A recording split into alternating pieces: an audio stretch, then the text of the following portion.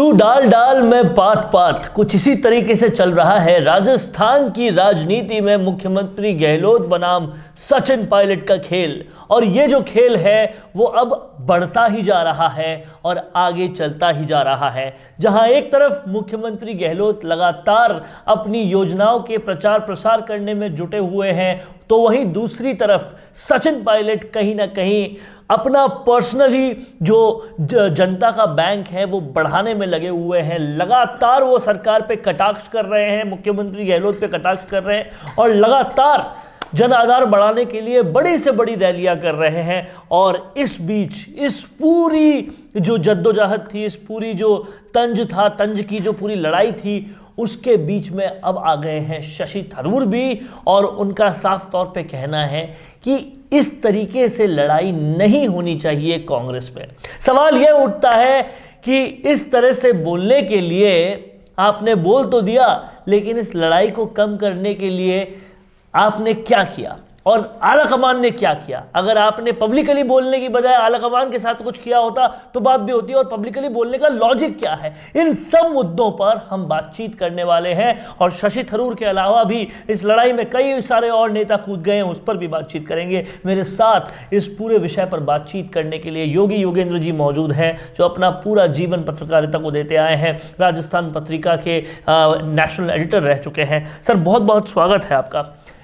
ये जो चल रहा है राजस्थान की राजनीति में खेल, महज इलेक्शन से कुछ दिन पहले जो लगातार एक तरफ पायलट जो है वो तंजबान छोड़ने से बिल्कुल बाज नहीं आ रहे और दूसरी तरफ मुख्यमंत्री गहलोत जो हैं वो उन तंजों का जवाब भी देते जा रहे हैं। और इस बीच इस पूरी लड़ाई में शशि थरूर ने आकर ज्ञान देवो जैसे ज्ञान दे दिया, लेकिन न तो उन्होंने कुछ किया, ना वो करने की कैपेसिटी में, और ना आलाकमान कुछ कर रही है।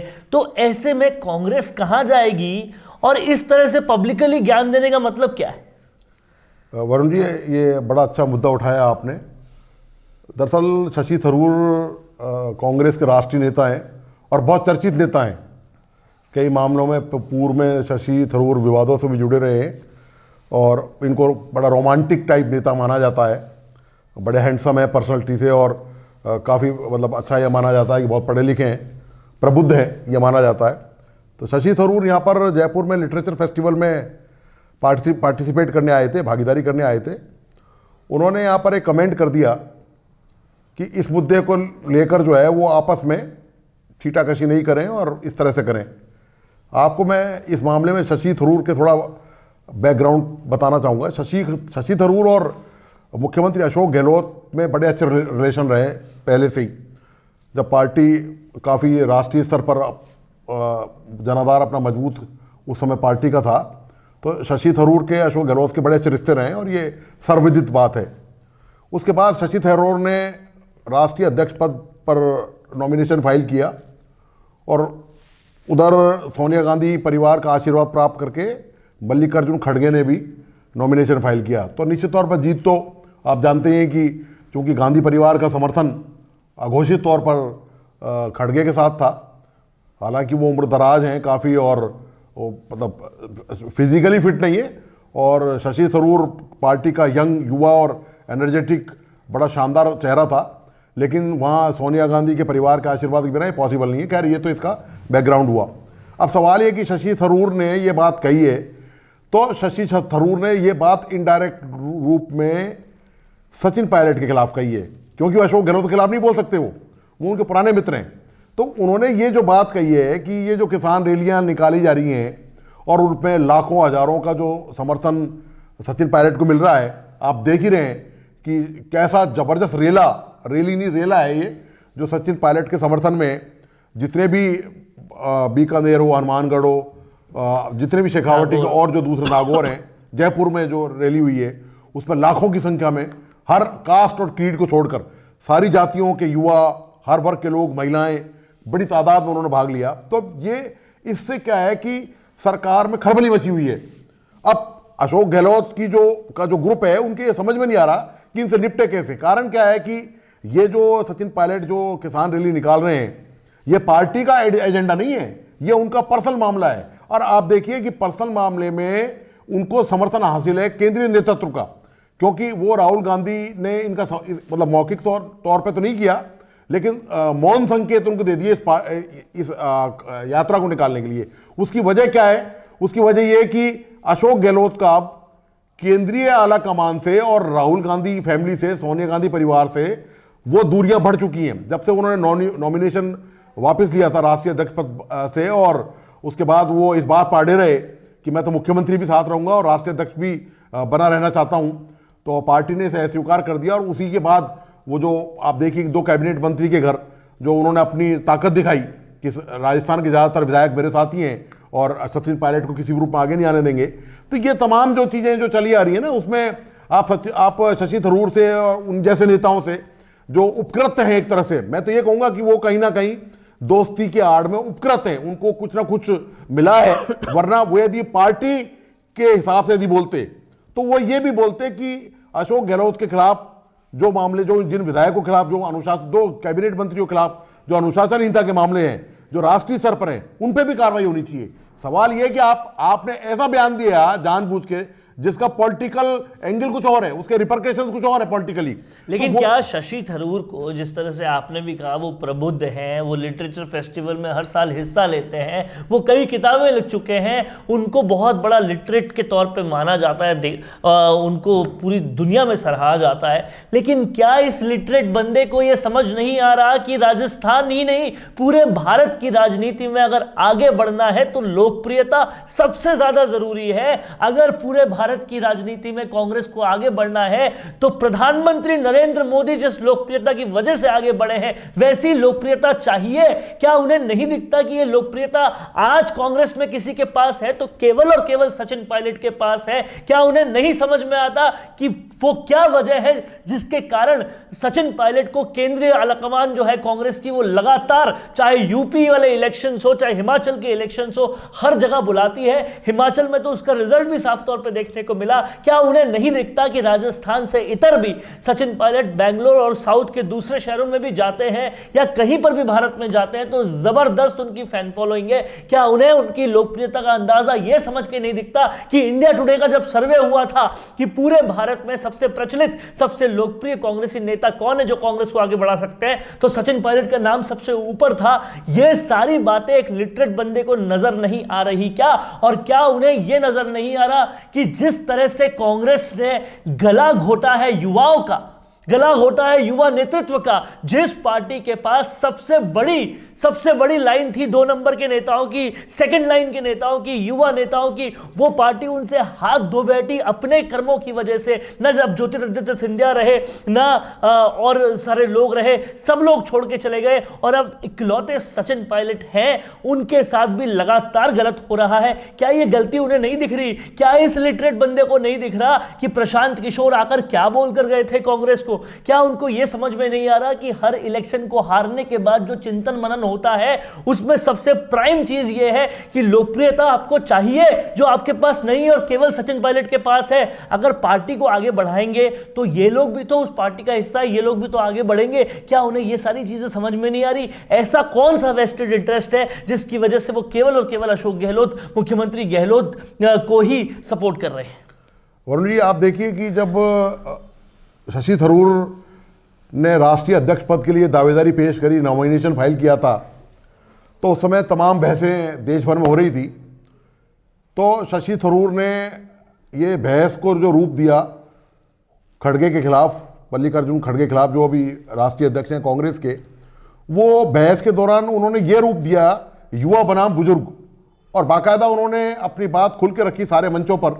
और तब उन्होंने ये कहा था कि वो, मतलब इनडायरेक्ट रूप में ये कहा कि वो उनसे फिजिकली बेटर है, उनकी समझ उनसे बेटर है, युवा उनको पसंद करते हैं राष्ट्रीय अंतर्राष्ट्रीय। और ये सच भी है कि राष्ट्रीय अंतर्राष्ट्रीय स्तर पर शशि थरूर की काफ़ी अच्छी पहचान भी है बौद्धिक तौर पर, और उनको एक बड़ा टैलेंटेड और अच्छा युवा लीडर माना जाता है। लेकिन अगर लोकप्रियता के पैरामीटर से बात करें तो वो केरला से बाहर उतना ज्यादा जनता का सपोर्ट उनको नहीं है जितना ज्यादा सचिन पायलट को है।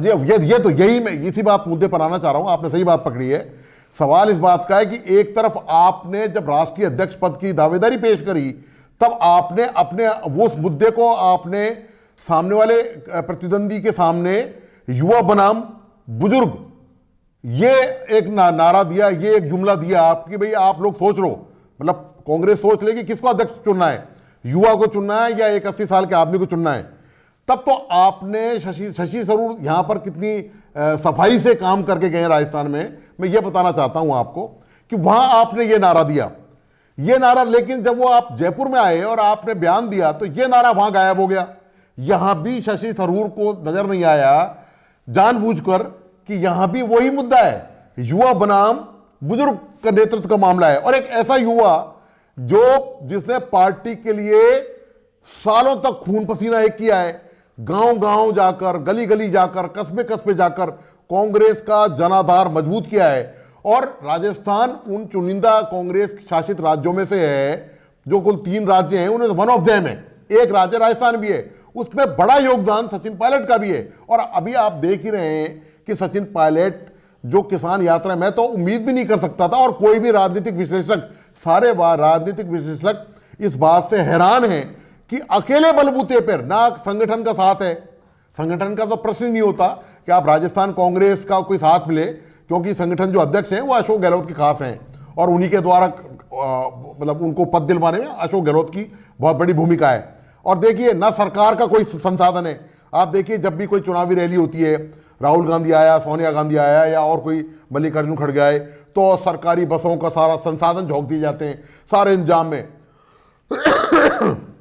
लेकिन सचिन पायलट के मामले आप देखिए, सचिन पायलट ने वन मैन शो, अपने बलबूते अकेले आदमी ने ये तमाम जनसभाएं की हैं, और इन जनसभाओं में तमाम मुद्दे उठाए। आप बताइए, सचिन पायलट ने जो मुद्दे उठाए आज तक, आप शशि थरूर को यह बात भी अशोक गहलोत से जरूर पूछनी चाहिए कि भाई ये जो मुद्दे हैं, पेपर लीक प्रकरण का मुद्दा है जिसमें आज तक आरोपी, गंभीर आरोपी नहीं पकड़े गए हैं, और मंत्री विधायक भी अब इस मुद्दे को कह चुके हैं कि जो सरगना है उनको किनका संरक्षण प्राप्त है, कौन से राजनीतिक लोग हैं वो।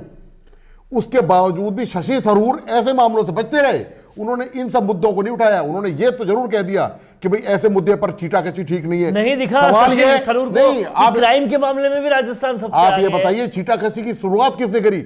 सचिन पायलट को गद्दार किसने कहा था? तो उससे पहले निकम्मा भी कहा था। हाँ, ये सब कहा, लेकिन शशि थरूर इन बातों को गोल कर गए, और उन्होंने इनडायरेक्ट रूप में एक अपना एक वो ओहरा बनाने के लिए राजस्थान में कि भाई मैं तो इन जमेलों में नहीं पड़ता, और मैं तो एक असंतुलित आदमी हूं, और उन्होंने ये टिप्पणी कर दी।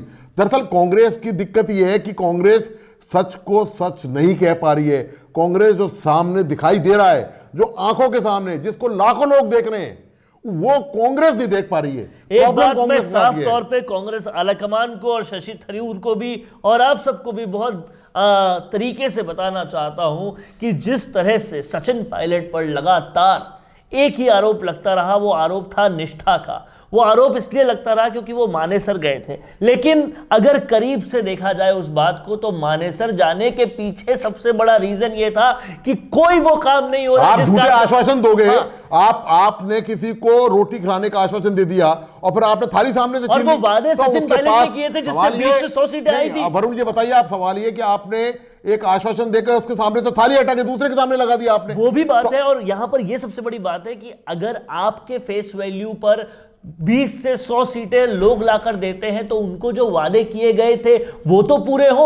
वो वादे पूरे होने के लिए ब्यूरोक्रेसी काम नहीं करने दे रही, सरकार काम नहीं करने दे रही। ये सबसे बड़ी नाराजगी का पॉइंट था जिसकी वजह से सचिन पायलट नाराज थे। और दूसरी बात, सबसे बड़ी बात ये कि वो वादे केवल सचिन पायलट ने नहीं, राहुल गांधी ने भी किए थे। राहुल गांधी के वादे को पूरा नहीं होने देंगे तो कैसे सहन करेगा जो कांग्रेस का निष्ठावान सदस्य है वो। तो निष्ठावान तो हमेशा सचिन पायलट थे। उसके अलावा भी बार बार लगातार सचिन पायलट ने अपनी निष्ठा के ऐसे ऐसे उदाहरण दे दिए। उनको निकम्मा भी बोला तो भी उन्होंने पलट के कोई जवाब नहीं दिया, सिर्फ ये कहा कि हमें कांग्रेस को दोबारा लाना है। उनको फिर दूसरी बात भी बोली और पूरी तरह से उनको लगातार अब्यूज करते रहे, तो भी उन्होंने यही कहा कि कांग्रेस को वापस लाना है। हर बार, हर पटल पे, हर मंच पे कांग्रेस को दोबारा लाने की वो बात करते हैं। मैं एक बात बताना चाहता हूं आपको इस मुद्दे पर कि शशि थरूर ने ये तो कह दिया कि आप जो है वो छीटाकशी नहीं करें, लेकिन और ये इशारा सीधा पायलट की तरफ था, सचिन पायलट की तरफ। लेकिन शशि थरूर ने ये नहीं देखा कि पिछले कुछ दिनों में, पिछले कुछ महीनों में कांग्रेस के सांसदों में, कांग्रेस के विधायकों में, कांग्रेस के मंत्रियों में अपनी सरकार के प्रति जो आक्रोश बढ़ रहा है उसको शशि थरूर नजरअंदाज कर गए। क्या आपने नहीं देखा वेद प्रताप सोलंकी ने क्या कहा? क्या आपने नहीं कहा देखा कि राजेंद्र गुड़ा ने क्या कहा? क्या आपने नहीं देखा कि दिव्या मदेरणा क्या कर रही थी? ये क्या आपने नहीं देखा प्रताप सिंह खाचरियावास क्या बोल रहे थे? आप देखिए, सरकार के एमएलए ही है, वो खनन माफिया पर भरत सिंह आरोप लगा चुके हैं और सरेआम वो भूख हड़ताल की धमकी दे चुके हैं कई बार। उसके बावजूद आप देखिए, सरकार के लोग ही, कांग्रेस में दुर्भाग्य, इतनी अनुशासनहीनता है। यदि वो गलत है तो मैं तो ये कहता हूं कि पार्टी को इन सब के खिलाफ कार्रवाई करनी चाहिए, और यदि वो गलत नहीं है तो सरकार को जो भी उनकी मांग, जो भी उनकी बातें हैं, जो उनकी मांग है, उन पर कार्रवाई करनी चाहिए। कार्रवाई की बात पर तो अब हंसी आ जाती है जब इतने सारे 90 से ज्यादा विधायक अनुशासनहीनता कर गए, उस पर कोई कार्रवाई नहीं हुई, तो फिर इन पर क्या कार्रवाई होगी? और सबसे बड़ी बात यहां पर यह है कि आप निष्ठा को भी देखें, लोकप्रियता को भी देखें, पैमाना कोई भी चुन ले, और छीटाकशी की बात अगर शशि थरूर करते हैं तो आपको पास में आके, करीब आकर यह देखना चाहिए कि छीटाकशी किसको कहते हैं। अगर कोई आपको निकम्मा बोल रहा है, कोई आपको गद्दार बोल रहा है और बदले में आप उनको पिता तुल्य बोल रहे हैं, तो आई एम सॉरी, वो छीटाकशी नहीं है, वो इज्जत अफजाई है। ये बताना है कि आप हमें कितना भी कुछ भी बोल दो, हम बदले में फिर भी रिस्पेक्ट ही कर रहे हैं, ये मैच्योरिटी है। बताइए, आप अशोक गहलोत ने सचिन पायलट को कोरोना का रूप बता दिया। आप बताइए, मतलब आप इतने गरिमा में, उन्होंने पिता तुल्य कहा, मतलब आप इतने गरिमा में पद पर हैं, संवैधानिक पद पर हैं आप, और वो सचिन पायलट आपसे उम्र में कितने कम है, कितने छोटे, कितने युवा हैं वो, तो उनको तो प्रोत्साहन देना चाहिए। उल्टा उनके खिलाफ नेगेटिव बोलकर मैं तो ये कहूंगा कि सचिन पायलट और मजबूत होते जा रहे हैं। जिस तरह की जो चीजें, जो छीटाकशी, जो कमेंट, जो उनके चरित्र पर आरोप लगाए जा रहे हैं, उनका चरित्र हनन करने का जो प्रयास किया जा रहा है, उससे मुझे लगता है कि ये जो रैलियों में जो संख्या और बढ़ रही है, वो इसी कारण ज्यादा बढ़ रही है कि एक जिनाइन आदमी के साथ जस्टिस नहीं हो पा रहा है। पद आप कितना भी छीन लोगे, पद आप कितना भी रोक लोगे, कद को कैसे रोकोगे जनाब, जो बढ़ता ही जा रहा है। और ऐसा ही कुछ सचिन पायलट के साथ हो रहा है। और ऐसे में मैं आप सबसे अंत में यही कहना चाहूंगा कि ये जो सचिन पायलट बनाम मुख्यमंत्री गहलोत का पूरा विवाद है, ये दरअसल विवाद कोई विचारधारा का विवाद नहीं है। ये विवाद है इस तरह की एक ईगो का, जो कहीं ना कहीं इनजस्टिस का, अन्याय का विवाद है, जो लगातार लेकर चले जा रहे हैं। और उस अन्याय को रोकने के लिए पार्टी आलाकमान भी, पार्टी हाईकमान भी कुछ नहीं कर रही, लेकिन फिर भी एक आदमी लगा हुआ है जनता के बीच जाने में, जनता के साथ पाने में। और जनता जो सबसे ज्यादा पावरफुल है, वो लगातार उसी आदमी का साथ दे रही है, क्योंकि कोई और समझे ना समझे, ये जनता है साहब, सब कुछ जानती है। और वो ये जानती है कि किसके साथ गलत हो रहा है और किसके साथ सही। आप लोग सब राजस्थान संवाद से जुड़े इस पूरे वीडियो को देखा, आपका बहुत बहुत शुक्रिया। और योगी सर, आपका बहुत बहुत शुक्रिया। लगातार हम ऐसे विषयों पर इसी तरह का विश्लेषण और इसी तरह का डिस्कशन करते रहेंगे। आप चैनल को सब्सक्राइब करना ज़रूर न भूलें, क्योंकि अगर आप सब्सक्राइब करेंगे तो आपको ऐसे विश्लेषणों का नोटिफिकेशन टाइम रहते मिलेगा। बहुत बहुत शुक्रिया हमारे साथ जुड़ने के लिए। देखते रहिए राजस्थान संवाद।